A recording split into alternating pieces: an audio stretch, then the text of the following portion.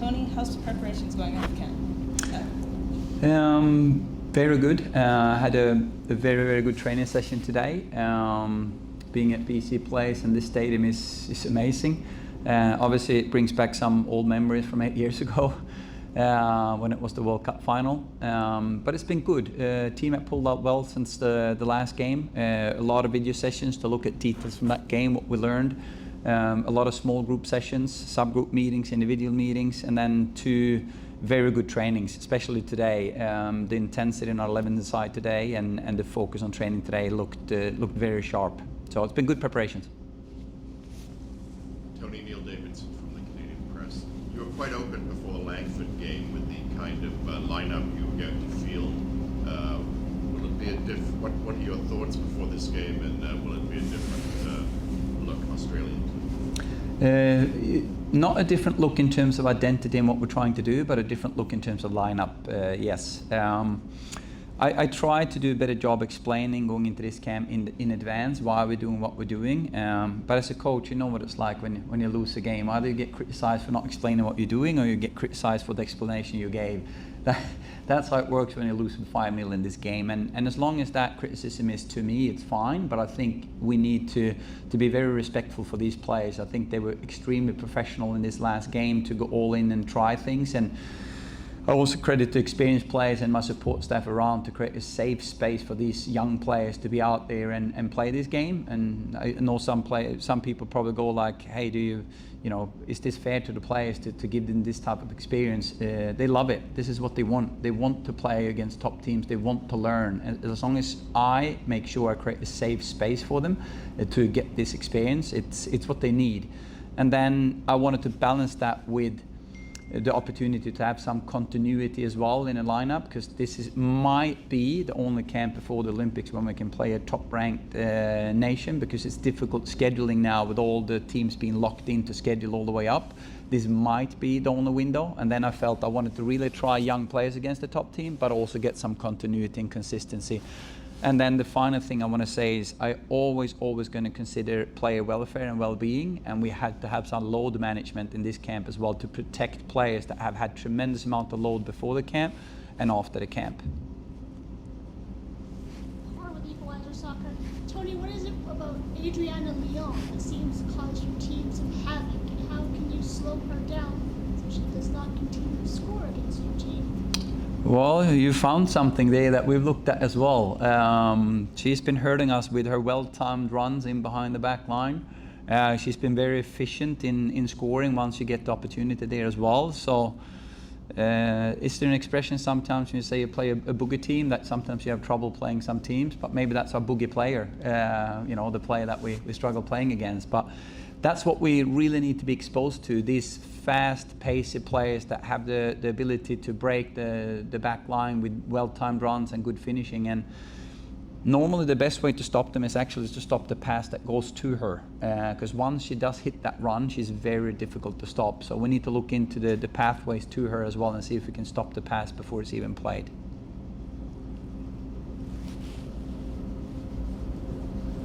Yes, stepping on from The Athletic. Tony, before the games, you talked a lot about managing the occasion. You're aware this is special for Canada, but you have to do your preparation as well.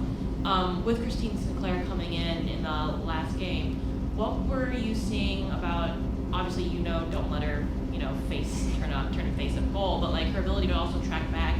There were some times where she was forcing turnovers with her runs back into the midfield, pressuring Katrina, that sort of thing. What were you guys seeing from her that she's still able to execute more in that defensive role? Oh, it's actually interesting you mentioned that. I was looking at it myself, thinking, this is a player, maybe the last camp. You don't want to get injured. You want to go out there, get some minutes, some touches on the ball, and then, get out of the game in a healthy way. But not seeing, she's competing, right? Doesn't matter what the score is. She comes in and she gives it 100 on both sides of the ball. And I think that says a lot about her as a player, but also about Canada as a team. It's an extremely hard-working team on both sides of the ball, and I think we're going to see the same thing tomorrow.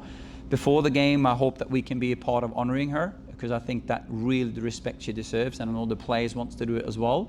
But I said it before, the best way to respect her once the game starts is to make it a game, a proper game, and really compete, because that's what she wants.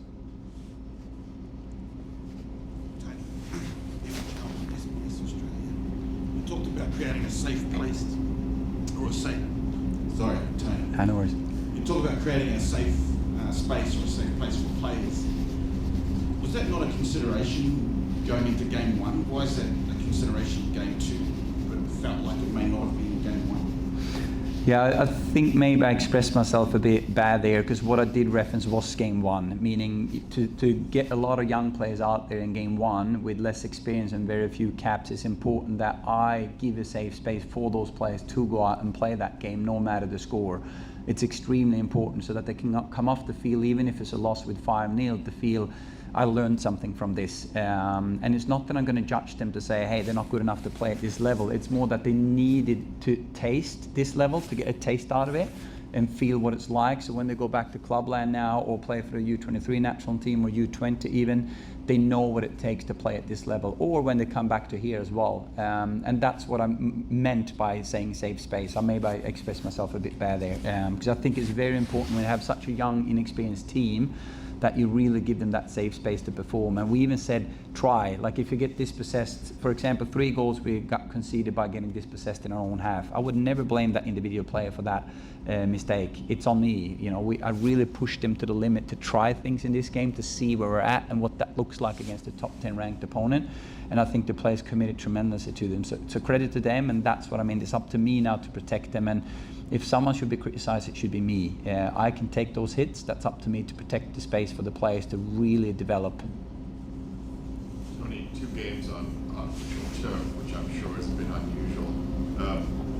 What's your take on the artificial turf we'll be playing on Tuesday night? Well, we were surprised how good you can play on it today. The technical quality today was very, very good for the players. But I know the players expressed a frustration from the last game, that they thought it was very difficult, especially the ones that played on grass week in and week out. We have a few players that play in Sweden that have experience playing on turf week in and week out, that it's been a bit easier for them to adjust than for some of the players that play consistently on grass. Personally, I've experienced it before in the World Cup 2015, but what it also adds, it adds another dimension about player safety and load management, because to change surfaces, not turf per se, but to change surfaces from one to another. Same thing when you play on grass. If you go from a soft grass field to a firm, you can get reactions and be a bit sore, and the injury risk increases. So that's been a part of the load management as well, to see who needs longer to adjust the bodies to the change of surface, so that we can again look at player safety and load management as much as possible. But I think the technical quality today was good.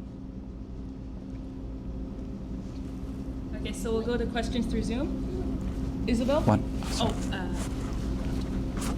Isabel, you can go ahead. Hi, sorry, I just wanted to ask, we've obviously said about the load management and things like that. Is there anyone unavailable tomorrow? We have a question mark with one player not training today that we'll get an answer of this afternoon, and then one player that after about 40-45 minutes today to load manage, we took her off in the last 15 minutes to minimize the load today to be available tomorrow. So 1.5 question marks that I'll get answered for tomorrow, but I don't want to reveal what names that is to give away too much about the lineup.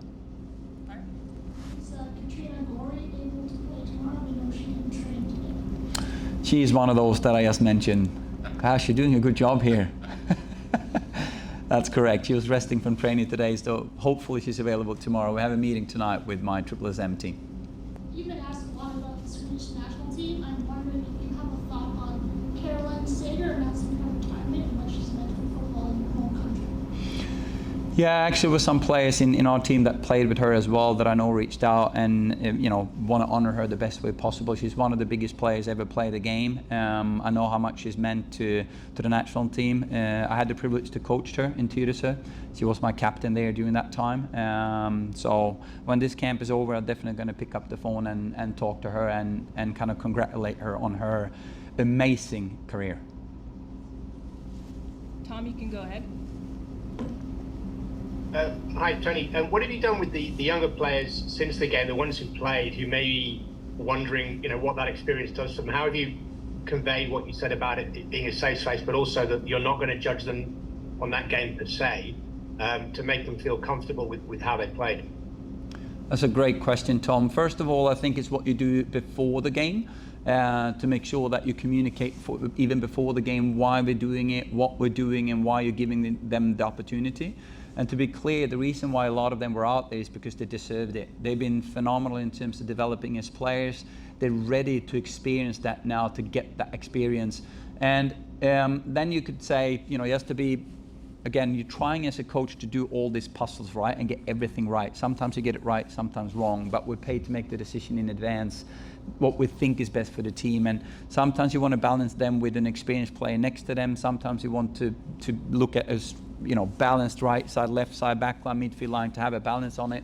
And then you want to balance also to protect player load and look at consistency in the lineup. So let's say, for example, I would have had 2 mixed teams this camp. There would have been some benefit in terms of more stable performance in one of the games, but it also would have challenged me in terms of player load and player welfare, but also maybe lose the opportunity of some continuity and consistency in one of the games. But then post the performance, it's always me together with my staff, whether that is my assistant coach that I work closely in U23 with some of the players like Emil Andriera, that I know I had plenty of individual talks, there had been video session. We had a meeting yesterday and today with that group that played and took learnings from the game and sat down and discussed how it felt, what we can do better. So it's just, I think that is not just one fix in one talk after the game. It's over time what space we have created in this national team with a player-centric approach that is safe for the players. And I need to credit my staff and the experienced player for helping me create that environment. So hopefully, I think when you talk to those players that play that game, they're not going to be mad about that lineup or mad about getting the opportunity or frustrated or scared or scarred. They're going to be like, hey, this was really valuable for me. This is really what I needed. I got a lot of answers. I feel the support from the players, from the coaching staff, and I'm going to bring this experience with me when I leave camp as well and be hungry for more. Joey, you can go ahead. Tony, how you doing? You talked about all that video review and the like you're doing, and looking back at the game, didn't have a shot on goal until Maori came on and had that shot. I think it was 73rd, 74th minute. When you're going back and looking at your patterns of play and how you look to build up, obviously one of the biggest reasons was it was a second choice 11. But when you're examining how you tried to build up and play out from the back and get something going offensively, what did you learn about your formation or your approach that maybe previously was obfuscated by you playing a first choice 11? What did you learn about the actual system from the game?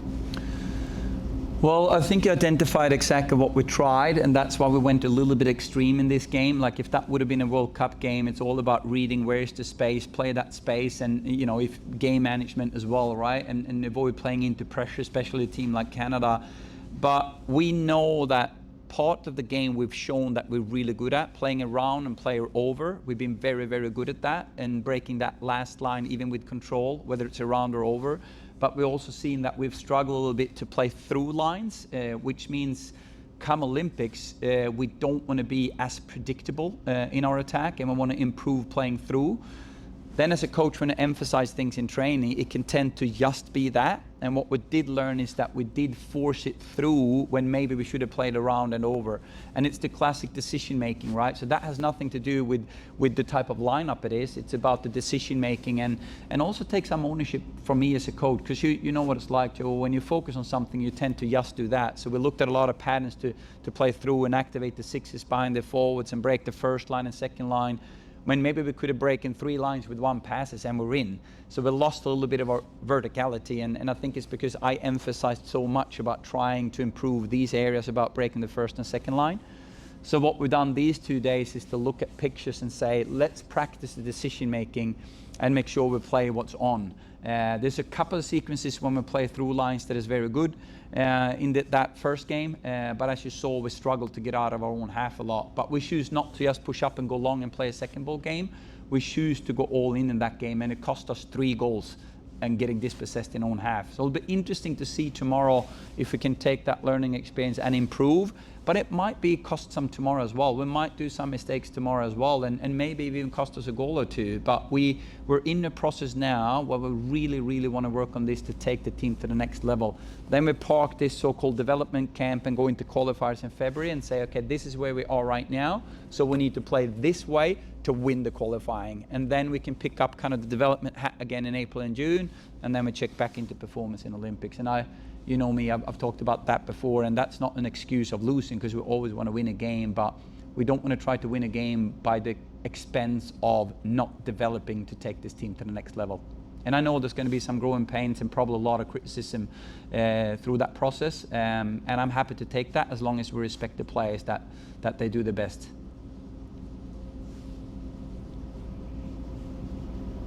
Anna? Yeah, hi Tony. Hope you're well. Just a couple of things. Firstly, you obviously flagged you're going to have a very strong lineup out there for this game. And can we expect to see that possession style, sort of alluded to it just then, that you were talking about pre-camp? And also, we know it's going to be an emotionally charged game for Canada and Christine Sinclair. How do you, I guess, get that emotion out of it and crush the party? Start with the end of the question, meaning Sinclair. I think these players are very experienced when it comes to handling emotions, whether it's that kind of do-or-die game against Canada in the World Cup, or whether it's bouncing back from a loss previously when we've been in this situation, or whether it's a big occasion with a lot of people. I've heard there's a lot of tickets sold for tomorrow as well, so I think the atmosphere is going to be amazing. But I also know the players are professional, that before the game is going to be a lot of honouring, a lot of emotions, and thank her for the career and really respect the honouring. But once the kickoff goes and the referee blows the whistle and we're going to play 90-minute football, I know they're going to be all in playing.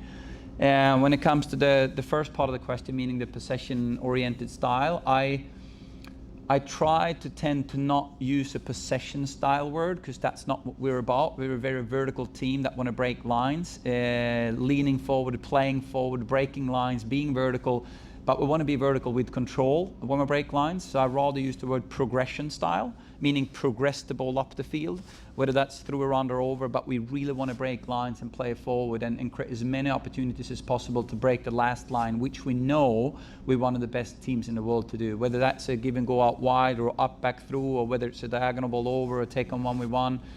But we want to improve the times we get to those positions. Whether it's bouncing from a 10 to 6 and then play, whether it's finding the 6 and go diagonal, whether it's combination wide. That's a lot of terminology from a coach now, sorry, but just connecting to your question there. So try to stay away from the possession style, because we don't just want to keep the ball for the sake of keeping the ball. We're a goal scoring machine that want to score a lot of goals and attack a lot and play vertical. These are just tools to be able to do that more often. Final question. Adam? Thank you. And Tony, just a quick one. I wanted to pick up on what you mentioned about the focus of camps from sometimes development, sometimes tactical. Do you have anything officially with this team before the qualifiers in Uzbekistan, or is this going to be the last time we're together until then? Last time we're together before the qualifiers. So that is it's a long break between this one and February, and we looked at this as one of the few times before the Olympics where we could actually do some development work to invest in the way we play. And to give an answer that, for example, in training content, normally in a FIFA window, we spend equal amount of time in each phase of play. Whether it's the organized defending phase, the attacking organized, whether it's the transition defensively attacking, whether it's set plays, normally it's equally spent in a FIFA window. But this window we have spent maybe 85 to 90% on our build-up phase. And I think you could also see that a little bit in our defending in the last game, that it was on the expense a little bit on the defending. But we felt we really needed to use this window and invest in that number one development area that we feel we need to work on, especially against the top 10 ranked team. So this is the last window before the qualifiers in February. Thank you. And then just to make sure that we're doing as appropriate of a job as possible, highlighting some of the stars on this team for our Canadian audience, I was just wondering if you might be able to share a thought or two on Hayley Raso this year from her sort of Australian record-setting move to Real Madrid. And when Sam's in the team, Sam deserves a ton of credit. But Hayley, I don't want to call her under the radar anymore. But what has she meant to this group, and what have you made of her year? I am really impressed with Hayley's ability to come in and perform in the national team, even though she has had very little playing time in City before the World Cup. If you look at her, normally when you see a player flying in clubland, they bring that into national team and they're flying in the national team.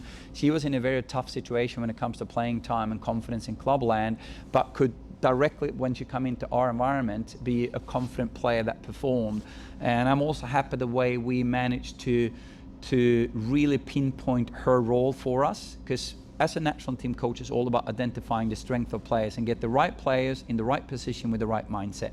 That's what it's all about. 95% of the development happens in clubs. So I need to pick the right players in the right position with the right mindset. And to feel that we got it that right with Raso and her being so efficient in that role, I think her World Cup was like a breakthrough tournament for her. And then see the move to Real, she scored some goals. She's been a little bit in and out in the lineup, but she gets playing time. And then seeing every time she comes into our environment that she knows exactly her role, she knows we believe in her, she knows what to do, and the players know how to play off of her as well. So I'm intrigued to see her play tomorrow. I think she can be a weapon for us.